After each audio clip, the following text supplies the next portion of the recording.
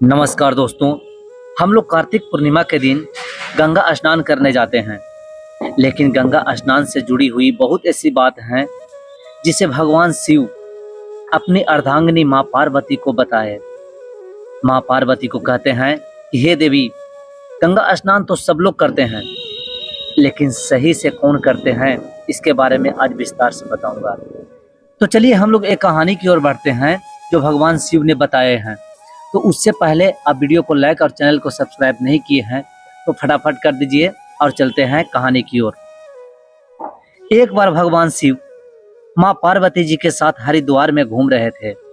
पार्वती जी ने देखा कि बहुत सारे मनुष्य गंगा में स्नान करके हर हर गंगे कहते हुए चले जा रहे हैं, परंतु वे सभी लोग दुख और पाप से मुक्ति नहीं पाए। तब पार्वती जी ने बड़े आश्चर्य से शिव जी से पूछा कि हे महादेव, गंगा में इतनी बार स्नान करने पर भी इनके पाप और दुखों का नाश क्यों नहीं हुआ? गंगा स्नान में पापों के नाश का सामर्थ्य नहीं रही, ऐसा क्यों? तब शिव जी ने मां पार्वती से कहा कि हे प्रिय, गंगा में सामर्थ्य तो हो सकते थे, इनका पापों का नाश हो सकता था, परंतु ये पाप नाशनी स्नान नहीं किए हैं, तब इन्हें लाभ कैसे होगा? पार्वती ने आश्चर्य से पूछा कि हे स्वामी, ये लोग तो अभी गंगा स्नान करके आ ही रहे हैं, इनका शरीर का अभी तक पानी भी नहीं सूखा है, फिर भी आप कह रहे हैं कि इनका पाप नाश नहीं हुआ है। तो बताइए कि कैसे ये लोग स्नान करें कि इनका पापों का नाश हो? शिव जी ने कहा कि हे देवी, केवल जल में डुबकी लगाकर ये लोग आ रहे हैं, ये यदि सही से स्नान करते तो इनका पापों का मुक्ति होगा, लेकिन आप जिद कर रही हो तो इसका रहस्य मैं कल समझाऊंगा। दूसरे दिन बड़े जोर से बरसात होने लगी, गलियां कीचड़ से भर गई। एक चौड़े रास्ते में एक गहरा गड्ढा था, चारों ओर कीचड़ भरा हुआ था। शिव जी ने लीला से वृद्ध रूप धारण किया और दीन विवश की तरह गड्ढे में जाकर ऐसे पड़े जैसे कोई मनुष्य चलता हुआ गड्ढे में गिर पड़ा हो और निकलने की चेष्टा करने पर भी न निकल पा रहा हो।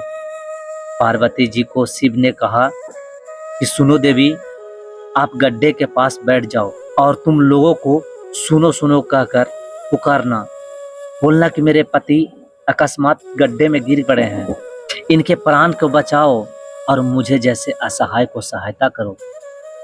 शिव जी ने कहकर वह गड्ढे में गिर पड़े। वह निकलने की कोशिश कर रहे थे। उसी समय उधर से स्नान करके कुछ लोग लौट रहे थे। उन्हें माँ पार्वती ने बोली कि सुनो, मेरे पति को बाहर निकाल दो, मुझ जैसे असहाय को मदद करो। यह सुनकर सभी लोग आगे बढ़ते रहे, कोई उधर ताके नहीं। कुछ लोग थे वो तो मजाक उड़ाने लगे, बोले कि अरे इसे छोड़ दो बुढ़ा को, तुम तो जवान हो, दूसरा शादी कर लोगे। कुछ लोग कहा कि यदि इसको दिखाई नहीं देता है तो ये रास्ते में क्यों चलता है। सभी लोग तरह तरह के बात बोलने लगे। कुछ लोग उसमें से बहुत ईमानदार अच्छे व्यक्ति भी थे जो इन बूढ़े व्यक्ति को बाहर निकालना चाह रहे थे। तो उस समय माँ पार्वती बोली कि देखिए, आप यदि पापों से मुक्ति पा लिए हैं और कभी पाप ज्यादा नहीं किए हो तो आप मेरे पति को निकालिए, नहीं तो आपका हाथ जल जाएगा। यह सुनकर वो लोग भी चले गए। सोचे कि मैंने तो पाप किया ही हूँ, हो सकता है यदि मैं इसे निकालने गया और मेरा हाथ जल गया तो मैं तो बदनाम हो जाऊंगा। यह सोचकर सभी लोग चले गए, कोई निकालने वाला नहीं था। जब शाम हो गया तो एक व्यक्ति उधर से हाथ में कमंडल लेकर वहां से हर हर गंगे कहते हुए चले आ रहा था। वह देखा कि ये बूढ़ा व्यक्ति गड्ढा में गिरा हुआ है तो ये निकालना चाहा। तो इससे भी माँ पार्वती वही बात बोली कि देखो, यदि आप पाप से मुक्ति हो गए हो तो मेरे पति को निकालना, नहीं तो आपका हाथ जल जाएगा। वह व्यक्ति सोचा कि चलो, अरे मैं तो गंगा स्नान करके आ रहा हूँ, छोटा मोटा यदि गलती से कोई पाप हो गया होगा वो तो गंगा में धुल गया है, मेरे ऊपर कोई पाप नहीं है। यह सोचकर वह व्यक्ति शिव को निकालना चाहा।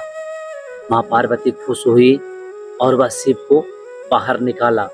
उसी समय भगवान शिव उसे प्रकट हुए और पार्वती से बोले कि हे देवी, देखो यही एक व्यक्ति है जो गंगा में स्नान करके आया है। सचमुच में ये पापों का धोकर आया है, बाकी लोग तो सिर्फ डुबकी लगाने आए थे, यही असली गंगा स्नान किया है। यही व्यक्ति वास्तविक फल का भागी है। इसे गंगा स्नान करने का पुण्य भी प्राप्त होगा और सारे पापों से मुक्ति भी मिलेगा और इसे मोक्ष की प्राप्ति भी होगी। उसके बाद वह व्यक्ति भगवान शिव को सामने देखकर बहुत खुश हुआ। वो बोला कि हे प्रभु, मैं तो गंगा स्नान करने आया था, लेकिन रास्ते में आपका दर्शन हो गया। मैं आपका दर्शन पाकर धन्य हो गया प्रभु। इतना सुनने के बाद भगवान शिव बोले कि हे पुत्र, तुम्हारे हर मनोकामना पूर्ण होगा और तू सच्चाई के रास्ता पर चलना। इतना कहने के बाद भगवान शिव वहां से चले गए। तो दोस्तों, मुझे उम्मीद है कि भगवान का यह वचन आपको अच्छा लगा होगा और यदि अच्छा लगे तो कमेंट में हर हर महादेव जरूर लिखिएगा।